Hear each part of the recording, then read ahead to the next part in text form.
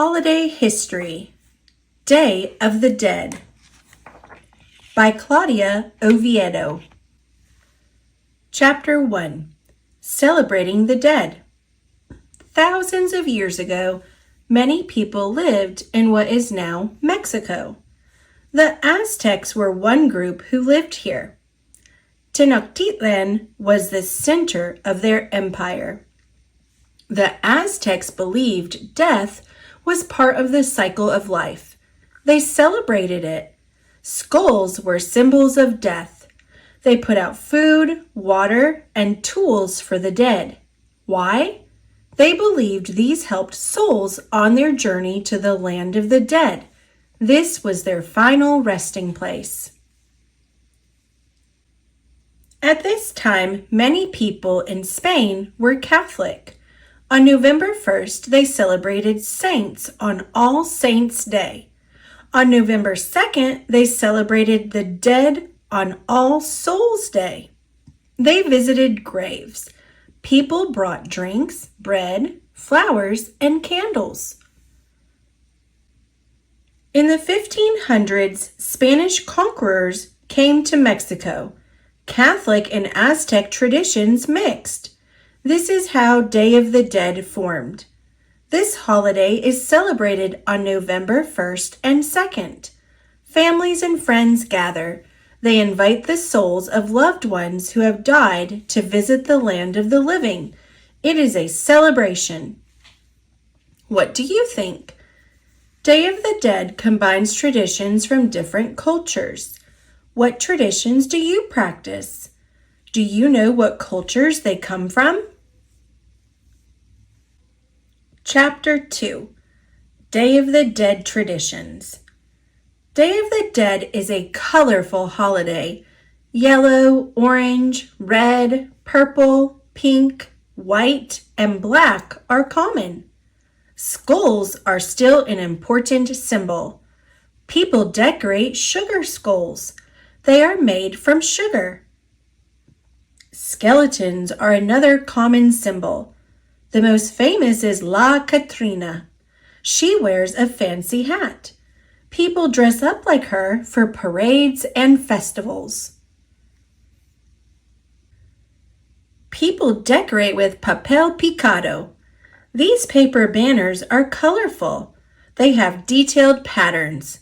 People hang them at festivals and other celebrations.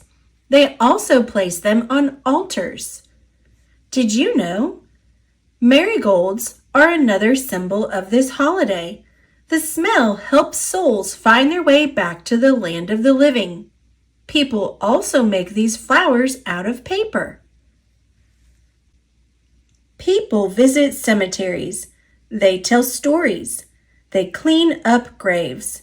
They set up altars in cemeteries or at home. They place offerings on the altars. Take a look. What are some common altar offerings? Take a look. Belongings, such as toys, books, photos, or other items of importance to the dead. Calaveras de azúcar, decorated sugar skulls. Candles, to light the way for souls. Marigolds, favorite meals to feed the souls. Pan de muerto, bread decorated with dried fruit and colored sugar. Papel picado, colorful paper cut into fancy patterns. Water, to give souls something to drink. Chapter 3, Day of the Dead around the world. Day of the Dead is celebrated in many places. In Mexico, people celebrate at home. They also celebrate in cemeteries with music and dancing. Some cities have festivals or parades. In the United States, some communities and schools celebrate. People set up altars. Kids learn how to cut papel picado. Others decorate sugar skulls. Celebrations around the world honor the dead on November 2nd. In Guatemala, people fly big kites. Why?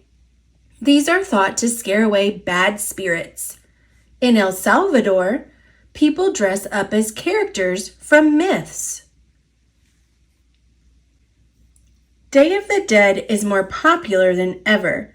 People gather, they honor the dead, they enjoy colorful flowers, sugar skulls, and food. They watch skeletons dance in parades. Do you celebrate Day of the Dead? If not, would you like to? What do you think? Day of the Dead honors and celebrates people who have died. Do you think this is important? Why or why not?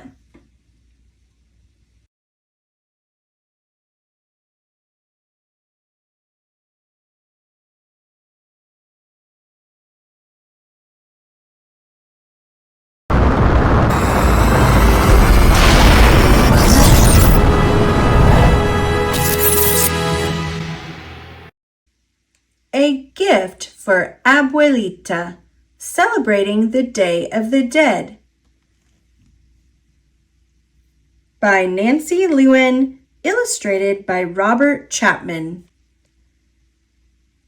Rosita and her grandmother spent every day together. Her mother was very busy, but Abuelita always had time for Rosita. Mira, Rosita, look, her grandmother said. She held up 3 strands of yarn. Each takes a turn crossing over the other. One strand alone can be broken, but when they are woven together, they make a cord that is strong, like my love for you and your love for me. With patient hands, she taught Rosita how to braid. One morning, they made up a song about making tortillas. What do my hands say? Plah, plah, plah. What does the pond say? Saw, saw, saw. What does my mouth say? Da, da, da. Dame más tortillas. They laughed as they stacked up the finished tortillas. Abuelita scolded the day she discovered Rosita pulling up plants in the garden. I'm weeding, protested Rosita. Those are not weeds, replied Abuelita. She showed Rosita what to pull and what to save. These little plants are chiles. We will harvest them together. This year you can help me make salsa. Rosita was pleased. She liked helping her grandmother cook. Then Abuelita got sick. Soon she was too weak to work in the garden. Rosita sat by her grandmother's bed, braiding and telling her stories. The chiles are fat now, she told Abuelita. When you are well, we will pick them together. But before the chiles could ripen, Abuelita died. Rosita missed her very much. She missed the soap scent of Abuelita's everyday dress and the plah, plah, plah of her hands shaping dough for tortillas. She missed the strong warmth of her grandmother's arms. She wanted to hear Abuelita's voice whisper, "Good night." Abuelita is in heaven with the angels, Mama, told Rosita at bedtime. She will watch over you while you are sleeping. Rosita did not want Abuelita to be with the angels. She wanted her at home. We need Abuelita here, Rosita told Abuelo in October. Her grandfather nodded. His brown eyes glistened. Yes, he said, I miss her too.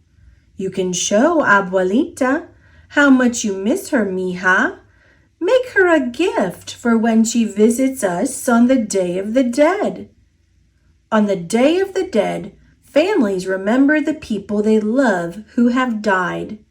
Each family makes an ofrenda at an altar to welcome the dead.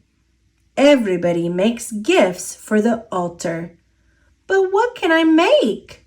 Rosita wondered. What are you making? She asked her brother Carlos just before the holidays.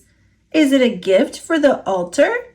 Yes, said Carlos, a lizard for Tio Antonio. He always liked lizards. Rosita's father was in the marigold garden. What are you making? She asked him. A harvest of flowers for the altar and graves. Abuelo Leon loved these flowers. Rosita found her mother in the kitchen. What are you making? She asked her. Chicken and mole for Tia Dolores. It was her favorite. What are you making? Rosita asked Abuelo. Is it for mi abuelita? Yes, I am weaving this blanket to keep her soul warm. Rosita remembered something she knew how to do. She asked Abuelo for 3 long strands of yarn. Then she sat near his loom in the courtyard and started to braid. She braided the following morning as well, when her family went to the market. They sold some flowers and bought candles and incense, apples and bread of the dead. What a beautiful braid, said the woman who sold them the bread. Gracias, but it isn't finished yet, said Rosita. All the way home on the bus, Rosita worked on her braid. The cord reached from the tips of her fingers past her elbow. That afternoon, Rosita's family prepared the ofrenda. Mama and Rosita brought food from the kitchen, tortillas and chicken and brown mole sauce. Rosita helped her mother light a candle for each soul they were remembering. One for your Tio Antonio, and one for Abuelo Leon, said Mama. One for my Tia Dolores, and one for our dear Abuelita. Then everyone added their gifts to the altar. Everyone except Rosita. Where is your braid? Asked Mama. It isn't finished yet, Rosita said. All afternoon, friends came to visit, bringing their gifts for the dead. As each person arrived, Rosita stopped braiding and hurried to greet them. Abuelita never came. When will I see her? Rosita asked Carlos. Silly, he said. You won't be able to see her. Spirits are invisible. If spirits are invisible, Rosita asked Papa, how will I know Abuelita is here? You will feel that she is near, said Papa. How will it feel? Rosita wondered as she braided her cord. More friends arrived in the evening, but Abuelita didn't come. Where is Abuelita? Rosita asked Papa. Why didn't she come? It is a long way from heaven, he said. Perhaps she will be at the graveyard tomorrow. The next day, Rosita and her family went to the graveyard. They pulled weeds and washed the gravestones. When the graves looked beautiful and new again, they spread out a picnic. As they ate, they told stories of the people they remembered. Will Abuelita be here soon? Rosita asked. Think of all the things you loved about Abuelita, Mama suggested. Then she will know where to find you. Rosita braided her cord and remembered. She remembered her grandmother's husky old voice when she sang this song about making tortillas. She remembered the tales Abuelita told while she cooked chiles for salsa. Rosita braided, remembering all she had loved. As twilight deepened, she finished her braid. It was as tall as she was. Rosita sat by her grandmother's grave, stroking the cord with her fingers. In it, she had braided the things she remembered: the scent of her grandmother's dress, the pla, pla, pla of her hands on the tortillas, her songs and her scolding, her tales and the taste of her salsa. Closing her eyes, Rosita began to feel warm, as if she were safe in her grandmother's arms. Soft wings brushed her face like a kiss. Then in her heart, a husky voice whispered, "Buenos noches, Rosita." "Oh, Abuelita, you came! Mira, I made this for you." She laid her gift over the grave, and she knew that, like the braid, the cord of their love was too strong to be broken.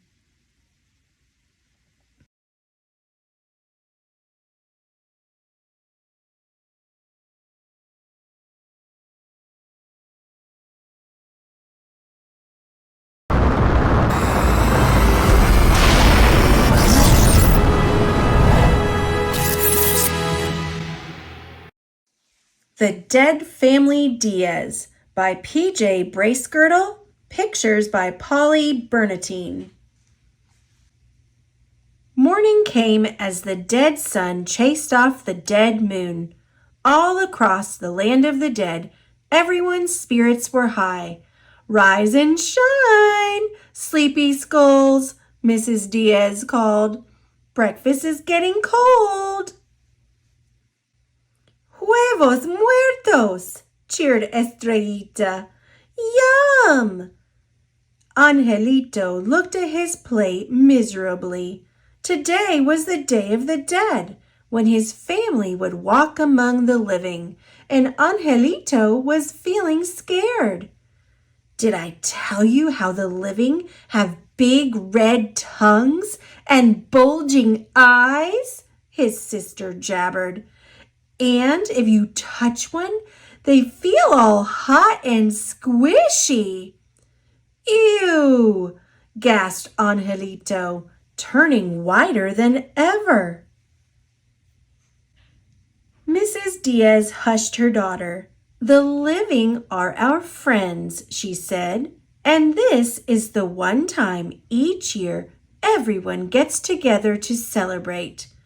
But were they really hot and squishy? Angelito listened in horror to his sister's stories about Halloween, when the living put out fiery-eyed pumpkins to scare the dead away. "Except it never works," cackled Estrellita. "Mwahahahaha!" "The Day of the Dead is nothing like Halloween," Angelito's father insisted. "Now eat up. We don't want to be late."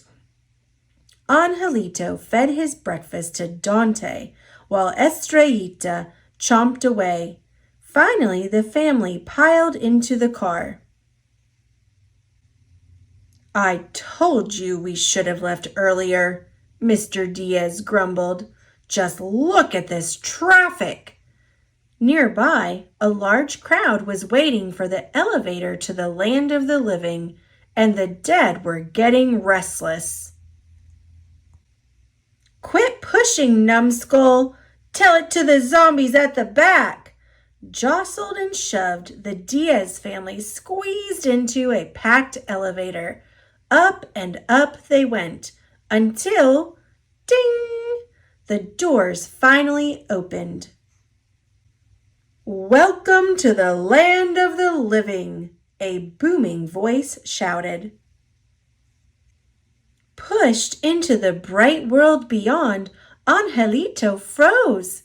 Where were his parents? Shouting people, Chiming bells and blaring music drowned out his calls.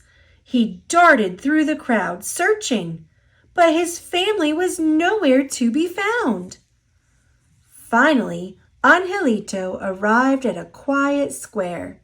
Spotting a friendly-looking skull, he asked, "You didn't see a man and a woman and a bone-headed girl wearing too much jaw gloss pass by, did you?" The boy laughed but shook his head. Angelito began to slump away. "I'm Pablo, by the way," the boy called. "Did you happen to see any of them yet?" "Them?" He means the living, Angelito thought. He told Pablo all about the terrible shouting he'd heard near the elevators. "They must be getting ready to attack," whispered Pablo. "Let's get out of here." The pair scrambled behind a fruit and vegetable stand, where Angelito came up with a plan. They'd tip over boxes of cherries so their enemies would slip. "And then we can finish them off with these," Pablo suggested, handing over a few tomatoes. Before long, they heard an angry mob approaching. "Get ready," whispered Angelito. "Aim." "Wait! Hold your fire!" cried Pablo. It wasn't a mob at all, but a parade full of banging drums and blasting trumpets. Still, Pablo warned that some of them might be hiding in it. "Maybe we should keep our masks on just in case." "Masks?" laughed the skeleton boy. "What masks?" "These ones, silly," said Pablo, reaching for Angelito's face. "Hey, you're as cold as a popsicle," he squealed. "And you've got bulging eyes," cried Angelito. "Ah! You're one of them!" they both shouted. Angelito took off, tearing down streets and alleyways without looking back. Out of breath, he finally stopped. Had he really been playing with a living boy the whole time? "How freaky!" he shuddered. "How icky! How awful!" But how incredibly fun, he had to admit. Except now he was alone again. Feeling glum, Angelito wandered around the deserted town until he found himself at the cemetery gates. Inside, a big party was going on. There was a loud bark. "Dante!" Angelito cried, rushing over to his family. Mrs. Diaz squeezed her son so tightly he thought he might crack. Angelito told them how he'd gotten lost and had been looking for them all day. "We're just glad you're safe," sighed his father. "Now let's get to the buffet. I'm ready to stuff my rib cage." Estrellita slid up to her brother. "Oh, I bet you were so scared," she whispered gleefully. "All alone in the land of the living." "Actually, I wasn't alone," Angelito said. And then, spotting a familiar face, the dead boy discovered that he didn't need guts to be brave. "Hey, Pablo, wait up," Angelito called. The living boy turned. Then a big smile crossed his face. "Sorry for saying you had bulging eyes," said Angelito. "Sorry for calling you a popsicle," Pablo replied. "So we're cool again?" Angelito asked, grinning a big skeleton grin. Pablo winked. "Cool as your bones."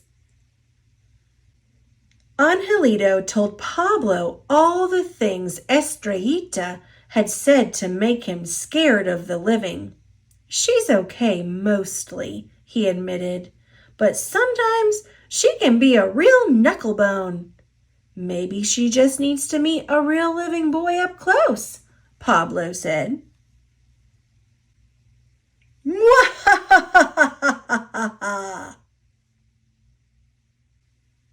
The dead moon had already chased off the dead sun by the time the dead family Diaz returned home. Bone-tired, Angelito headed to bed, where he dreamed sweet dreams. The Day of the Dead, El Día de los Muertos, is a holiday celebrated in Mexico on November 1st, when it is believed that the spirits of the dead return to visit the living.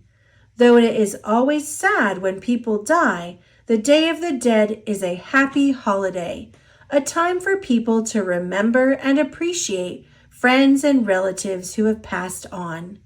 The day is full of singing, dancing, and feasting.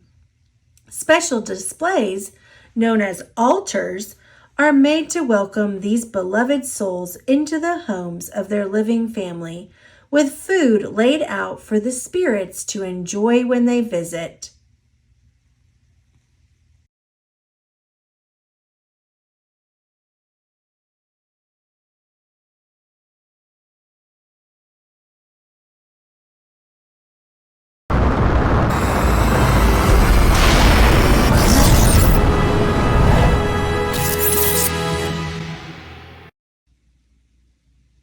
Where is Mi Ofrenda? By Mariana Galvez. My name is Amelia, and today is Day of the Dead. I need your help collecting items for this year's ofrenda.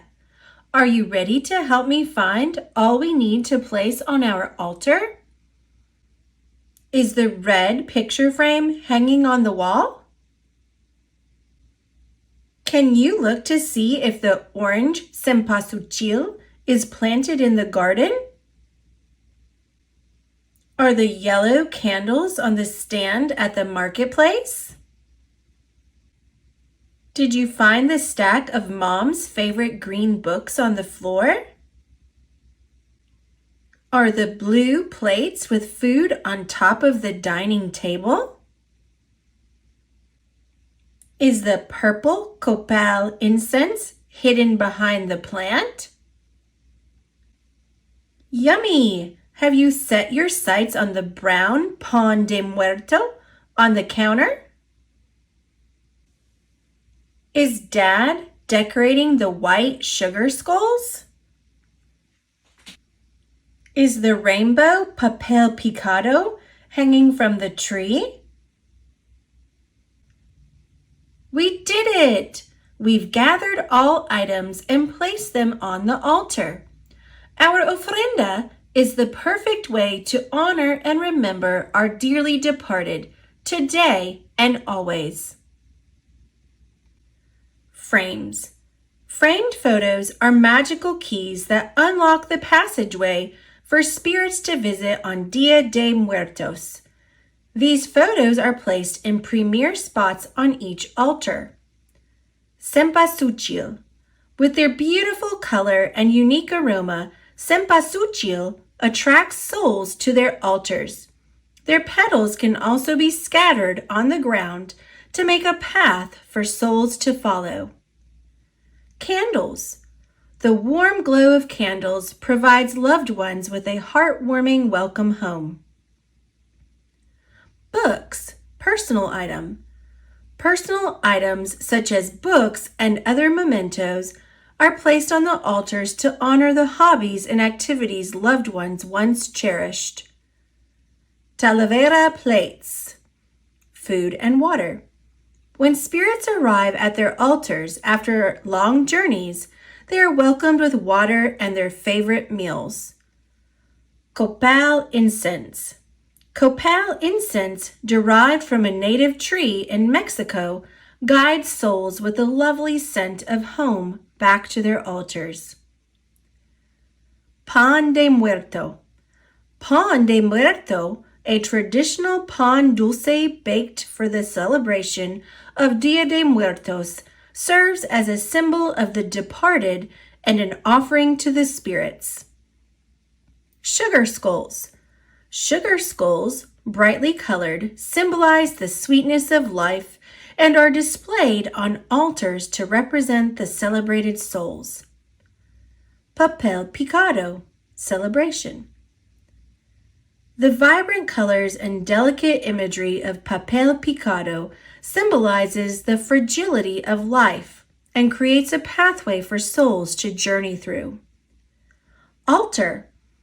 In the celebration of Dia de Muertos, altars are decorated and adorned in memory of loved ones who have passed.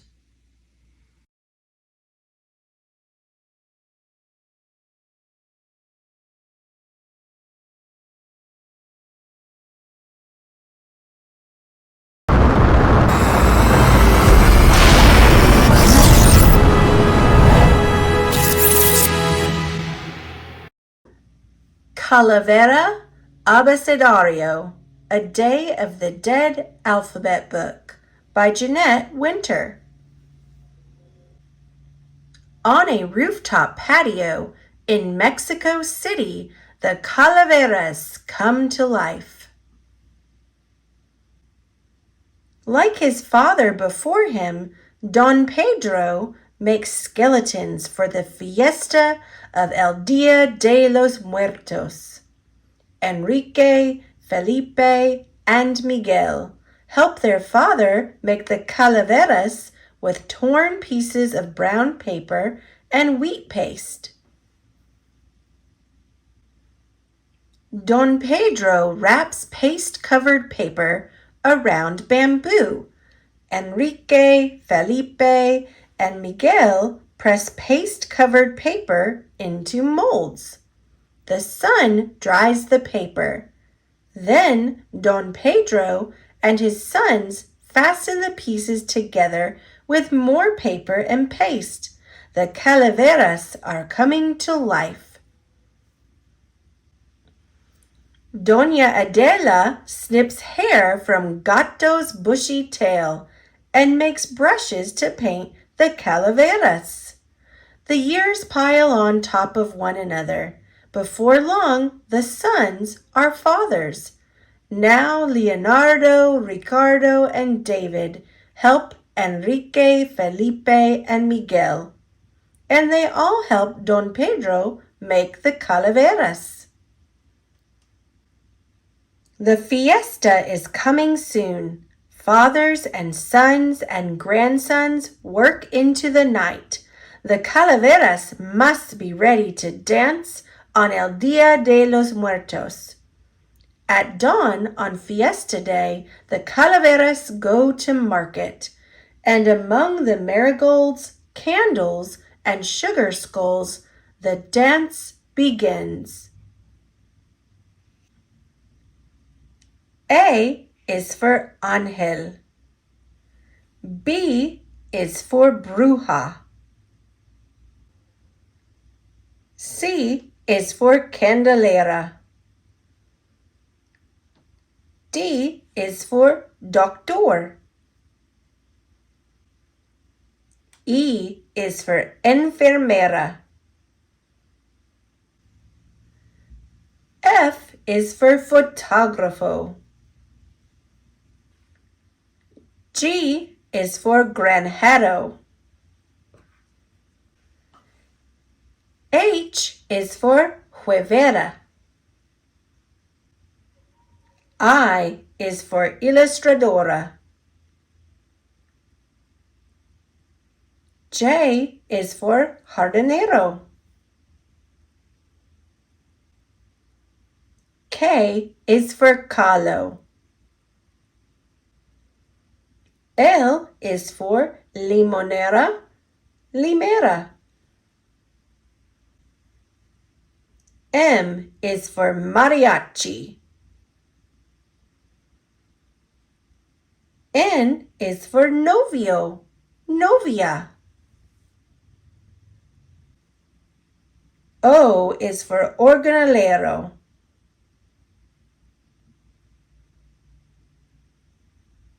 P is for pescadora. Q is for químico. R is for rey and reina. S is for sombrero. T is for tortillera. U is for unicornio. V is for vaquero. W. X, xylofonista. Y, yucca. Z, zapatero. Now the fiesta is over. The dance is done. The candles are out. But when the morning sun lights the sky, Don Pedro and his sons and grandsons will begin again, making calaveras to dance in the fiesta next year.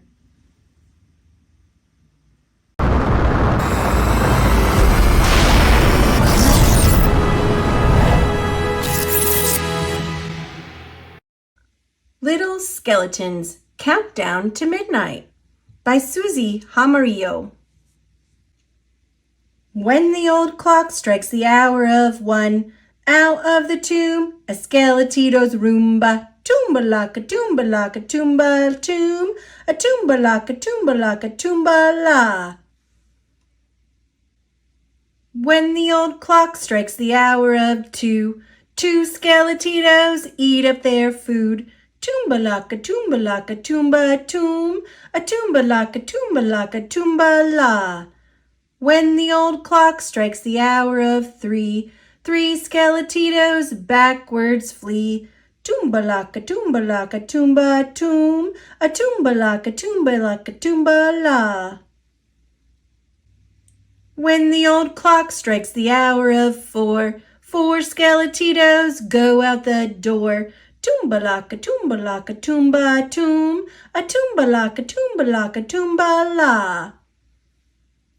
When the old clock strikes the hour of 5, 5 skeletitos jump up and jive.